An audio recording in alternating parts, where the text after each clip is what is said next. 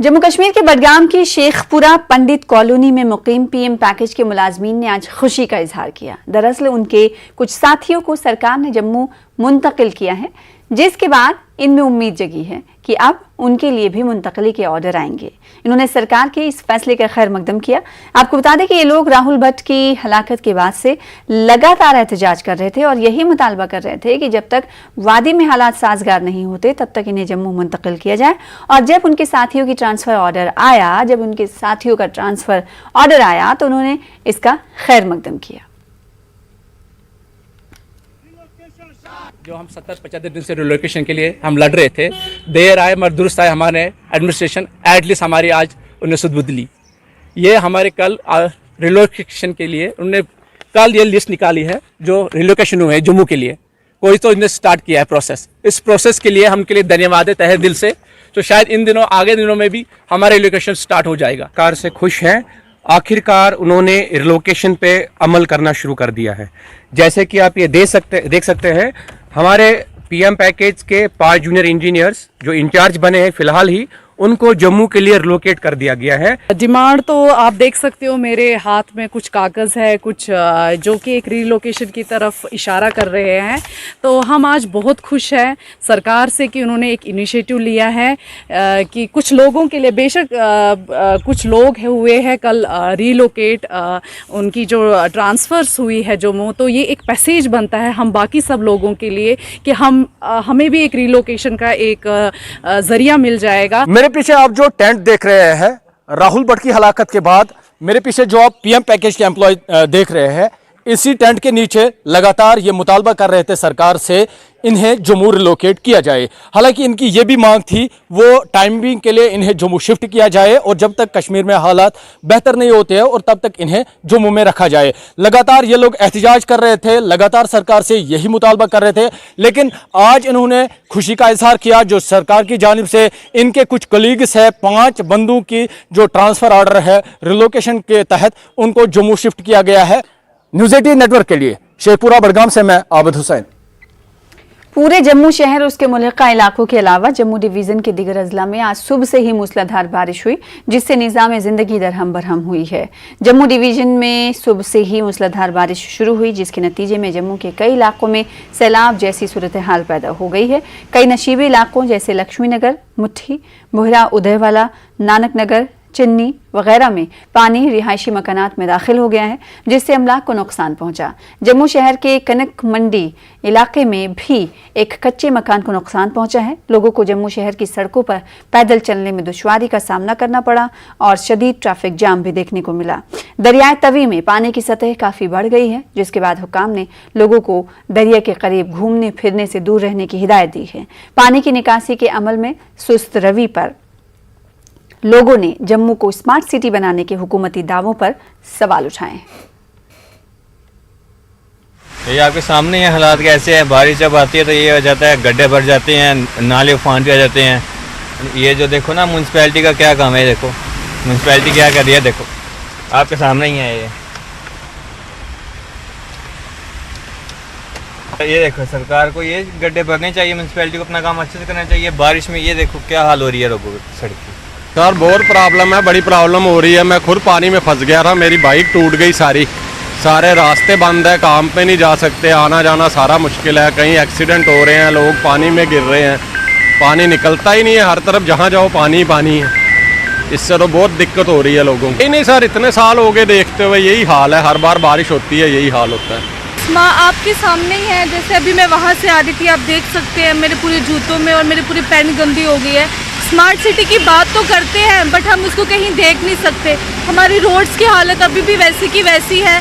हम अगर स्कूल्स वगैरह में जाएं वहाँ की हालत वैसी की वैसी है। तो अगर हम सच्ची में स्मार्ट सिटी की बात कर रहे हैं तो मुझे लगता है कि वो हमें दिखना भी चाहिए, वो लोगों को दिखना भी चाहिए, लोगों को महसूस भी होना चाहिए। कभी ऐसी सिचुएशन आती है तो लोगों को इतनी बुरी हालातों से गुजरना ना पड़े। जम्मू में आज सुबह से ही ज़बरदस्त बारिश हो रही है और जम्मू न सिर्फ जम्मू सिटी बल्कि जम्मू डिवीज़न के बहुत सारे डिस्ट्रिक्ट्स में, जिसमें रामबन है, पुंछ है, राजौरी है, कठुआ, सांबा, राजौरी, हर जगह पे बारिशें हो रही है। चिनाब वैली में भी ज़बरदस्त बारिशें हो रही है। अगर हम जम्मू की बात करें तो आप देख सकते हैं जो तवी जो रिवर है, जो दरियाई तवी है, इसका वाटर लेवल भी बहुत बढ़ गया है। इसका पानी की सतह भी है धीरे धीरे बढ़ रही है सुबह से लगातार। अगर हम इसी तरह अखनूर का जो चिनाब दरिया है, वहाँ पे भी जो वाटर लेवल है उसने जो डेंजर लेवल है उसको क्रॉस ऑलरेडी कर लिया है। इसी तरह रामबन में भी जो जितनी भी दरिया हैं, कठुआ में, सांबा में, पुंछ में,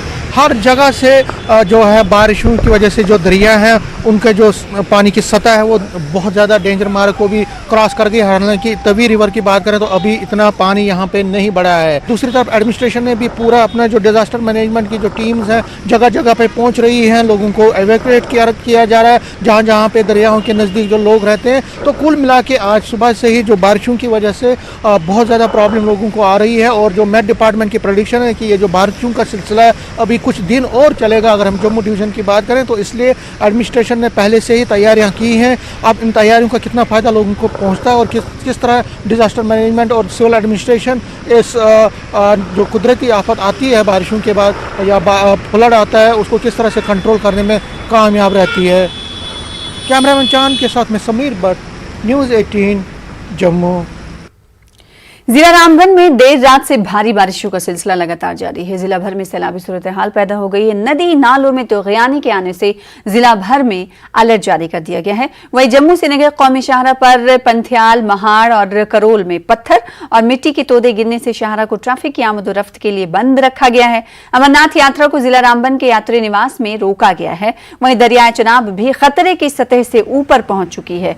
जिला इंतजामिया रामबन ने तमाम स्कूलों को बंद रखने का हुक्म दिया है। वहीं इंतजामिया ने हेल्पलाइन नंबरात भी जारी कर दिए हैं और तमाम तरफ अफसरान को अलर्ट जारी किया गया है। उधर कठुआ में मूसलाधार बारिश के चलते आम जिंदगी बुरी तरह मुतासिर हुई है। जम्मू पठानकोट पर हाटली मोड़ के करीब कौमी शाहरा पर पानी भर जाने की वजह से एक स्कूली बस फंस गई, जिसे बड़ी मशक्कत के बाद निकाला गया। कौमी शाहरा पर पानी की निकासी का सही इंतजाम नहीं होने की वजह से ऐसी मुश्किलात पेश आती रहती हैं। मकामी लोगों ने एलजी इंतजामिया से इस जानिब तवज्जो देने की अपील की।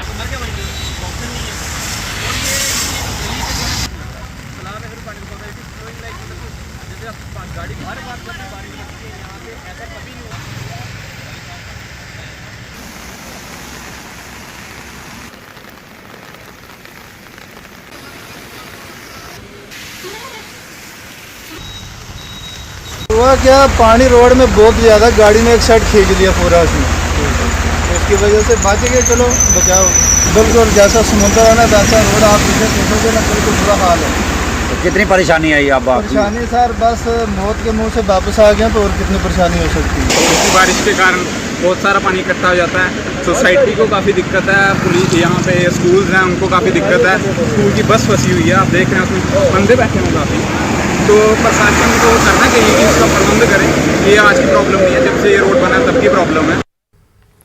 उधर पुंछ में कल देर रात से जारी मूसलाधार बारिश की वजह से दरियाए पुलिस समेत तमाम दरियाओं की सतह में जबरदस्त इजाफा हुआ है, जिसकी वजह से कई एकड़ पर खड़ी फसलें तबाह हो गई हैं। वहीं दारा इलाके में एक जिप्सी पानी में बह गई। दूसरी जानिब चुकांदा बाग इलाके में रंगार नाले में सैलाब आने से नाला का एक हिस्सा टूट गया है। जिला इंतजामिया ने अलर्ट जारी करते हुए लोगों को दूरियां और बनाने की अपील की है, इसलिए क्योंकि दरियाओं और नालों में तूफ़ान जैसी सूरत हाल है।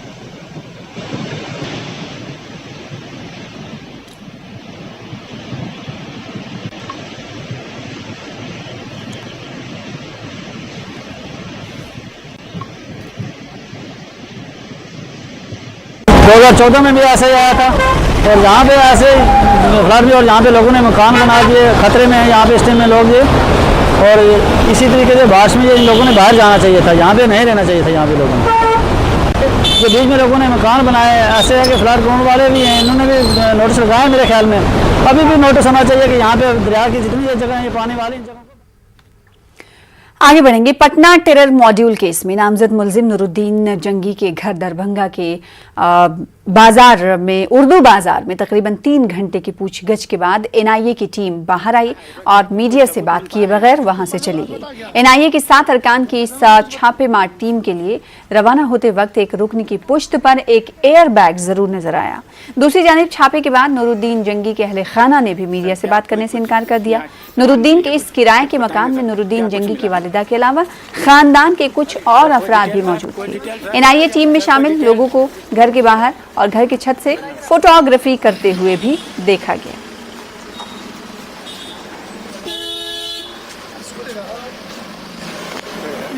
अहले सुबह से दरभंगा में एनआईए की 2 टीमें लगातार छापेमारी की है, जिसमें 3 घंटे तक नूरुद्दीन जंगी के घर में पूछताछ की गई। वहीं सिंहवाड़ा जो प्रखंड में शंकरपुर गांव है, वहां पर भी 2 आरोपी के घर जो है लगातार पूछताछ की गई है। अब जबकि नूरुद्दीन जंगी के घर पर एनआईए की जो पूछताछ है वो समाप्त हो गई है। उनकी मां से लगातार 3 घंटे तक पूछताछ किया गया।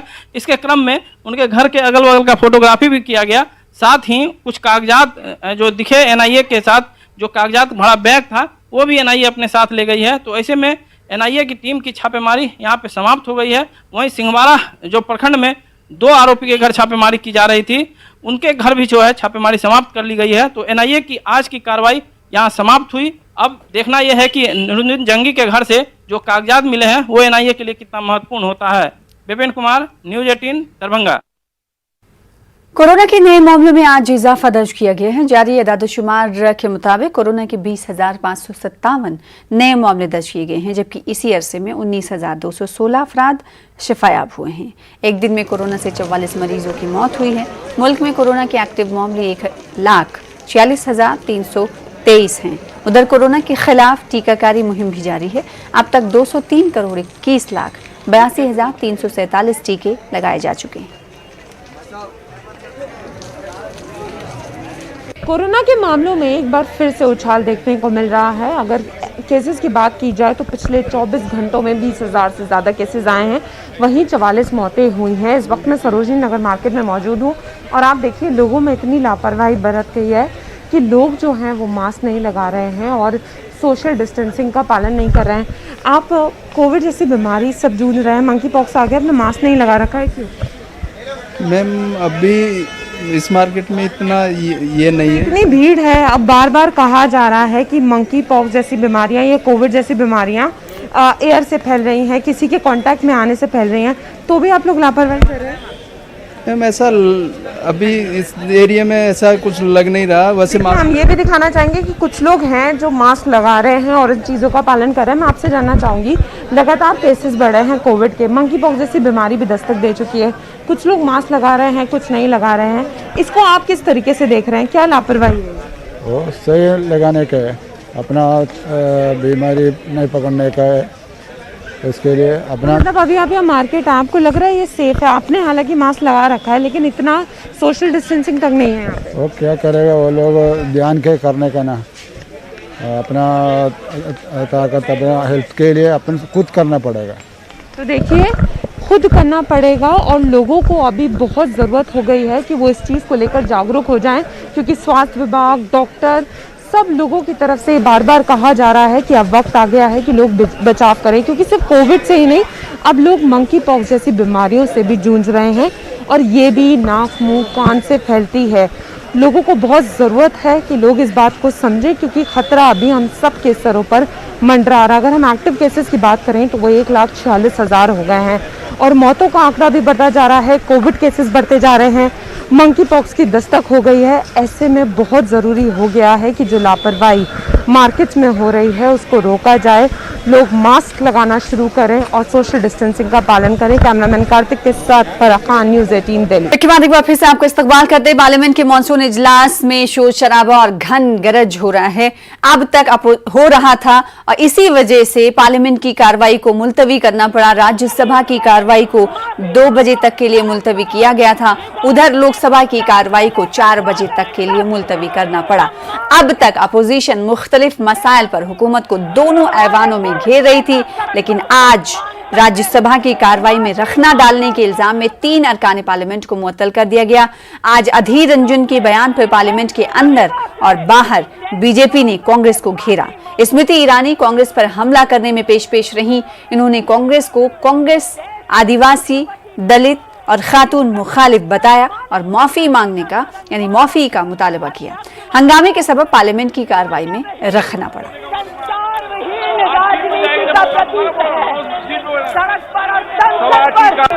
देश की राष्ट्रपति को इस प्रकार से अपमानित करना देता सदन द्वारा, अध्यक्ष महोदय, मूल्यविहीन, संस्कारविहीन राजनीति का प्रतीक है। सड़क पर और संसद पर उधर मामला बढ़ता देख अधीर रंजन चौधरी ने सफाई पेश की है। उन्होंने कहा कि मेरी जुबान फिसल गई थी। कल और परसों लगातार हम लोग जब विजय चौक की तरफ हमारा प्रदर्शन जारी रखे थे, परसों भी हमसे पूछा गया, कल भी हमसे पूछा गया पत्रकार की तरफ से, मीडिया वालों से कि आप कहां जाने का कोशिश कर रहे हैं। परसों भी मैंने कहा था कि राष्ट्रपति भवन हम लोग जाना चाहते हैं, राष्ट्रपति से मिलना चाहते हैं हमारा बात रखने के लिए।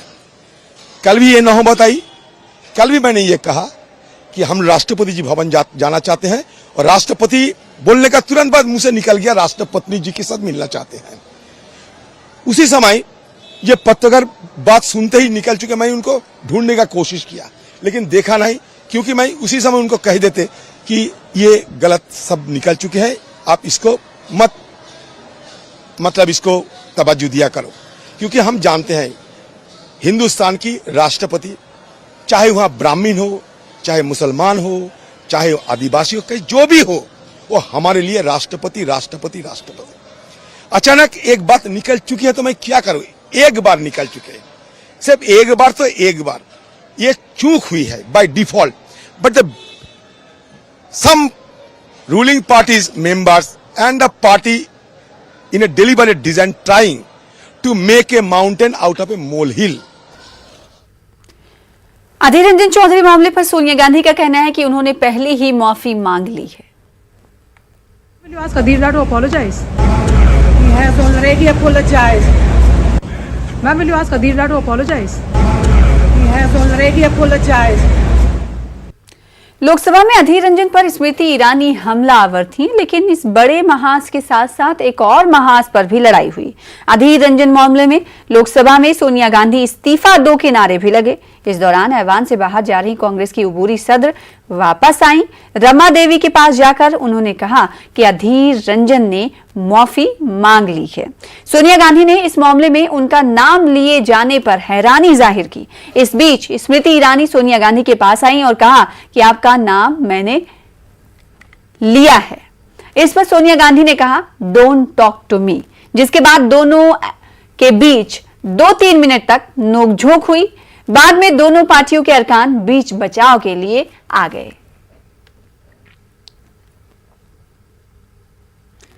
और इस वक्त मगरबी बंगाल असातिज़ा तकर्री मामले को लेकर बीजेपी की प्रेस कॉन्फ्रेंस हो रही। मीनाक्षी लेखी प्रेस कॉन्फ्रेंस से खिताब कर रही हैं, आपको सीधे लिए चलते हैं। Minister in Mamata Banerjee's government of industry.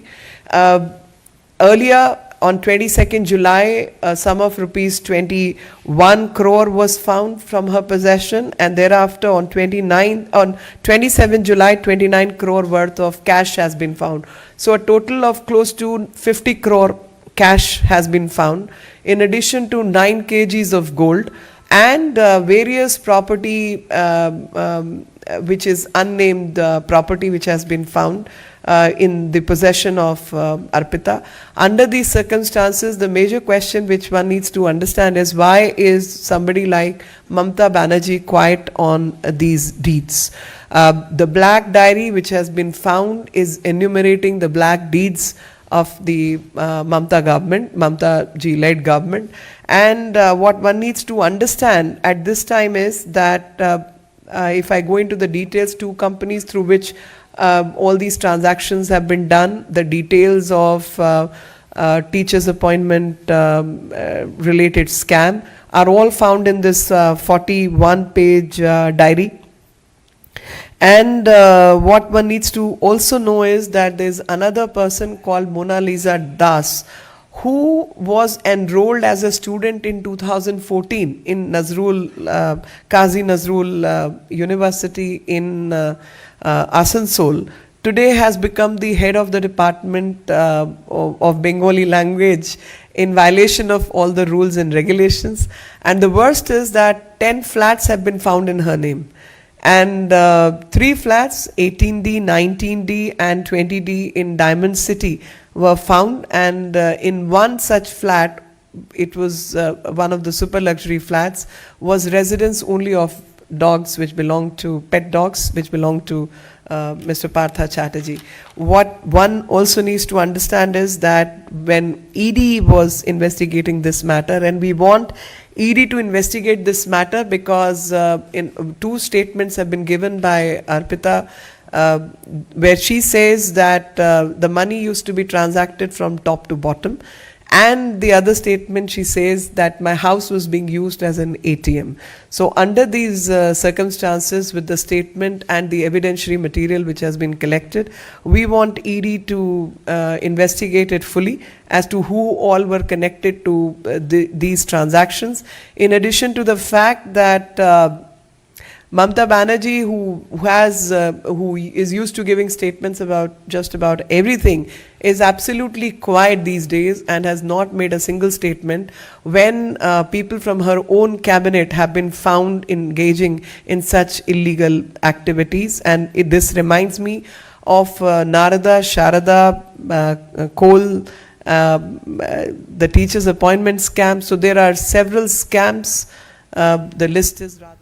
BJP leader Meenakshi Lekhi का प्रेस कॉन्फ्रेंस देख रहे थे। शायद इस वक्त जो स्कैम चल रहा 7,000 की तकरीरी को लेकर जो स्कैम सामने आया है उस पर उन्होंने इजहार ख्याल किया। उन्होंने कहा कि वो ममता बनर्जी, वो सीएम मगरबी बंगाल की जो हर मुद्दे पर अपना स्टेटमेंट जारी करती थी, वो इस मामले पर एकदम खामोश है। एक भी स्टेटमेंट उनकी तरफ से नहीं आया। फिलहाल आगे बढ़ लेते हैं। कांवड़ियों पर फूल बरसाने और मुसलमानों के घरों पर बुलडोजर चलाने वाले असुद्दीन ओवैसी के बयान पर बीजेपी एमपी लक्ष्मण ने तशवीश का इजहार किया। उन्होंने कहा कि असुद्दीन ओवैसी मजहब की आड़ में सियासत करते हैं। उत्तर प्रदेश में डबल इंजन की सरकार तरक्की की जानिब आगे बढ़ रही है। आज भारतीय ओवैसी को तो जानकारी होना, उत्तर प्रदेश में भी आज जितने भी पसमानदा मुसलमान हैं, आज भारतीय जनता पार्टी को समर्थन देने से आजमगढ़, रामपुर जो जीत के आए, योगी जी और मोदी जी डबल इंजन सरकार किस तरह विकास तेजी से आगे बढ़ा रहा और जन कल्याणकारी योजना जो समाज के अंदर अति गरीब जो अंतिम व्यक्ति है उनको पहुंचाने में आज योगी जी सरकार हो, मोदी जी सरकार जो सफलता हुई वो प्राप्त हुई। आप तो मजहब के आड़े में लोगों को गुमराह करना चाहते हैं, लोगों को बंटवारा करना चाहते हैं। आप अपना राजनीति के लिए मजहब के मुद्दा को लेकर आप राजनीति चलाना चाहते हैं, मगर आज जाति और मजहब के अलावा विकास और जन कल्याणकारी योजना ही आज बढ़ावा दे रही भारतीय जनता पार्टी की। इसीलिए आज रामपुर हो, आजमगढ़ जो जीते है, अभी तक तो इनको सबक सीखना है।